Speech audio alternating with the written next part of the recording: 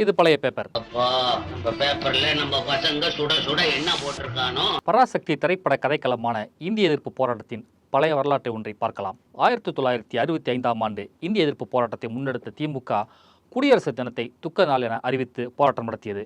அரசாங்கம் தக்க நடவடிக்கை எடுக்கும் என்று முதல்வர் பக்தவச்சலம் அறிவித்தார். துக்க நாள் பொதுக்கூட்டத்திற்கு அனுமதி கேட்டு திமுக மனு கொடுத்தது. ஆனால் காவல்துறை அனுமதி மறுத்தது.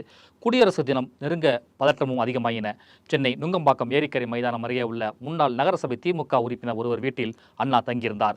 காவல்துறை 25/1/1965 அன்று நள்ளிரவு 1:30 மணிக்கு சென்று அண்ணாவை கைது செய்தனர். அண்ணாவுடன் இருந்த மதியழகன், அரங்கண்ணல், இரா செழியன், காஞ்சி மணிமொழியார், ஆப்போ அரசு, சி.வி. ராஜகோபால், இரா சம்பந்தம் ஆகியோரும் கைது செய்யப்பட்டனர். சென்னையில் திமுக அமைப்புச் செயலாளர் என்.வி. நடராஜன், லாஞ்சில் மனோகரன், சத்தியவாணி முத்து, நடிகர் கே.ஆர். ராமசாமி ஆகியோர் அவருடைய வீடுகளில் கைது செய்யப்பட்டார்கள். இரா நெடுஞ்செழியன் ரயிலில் மதுரைக்கு சென்று கொண்டிருந்தார்.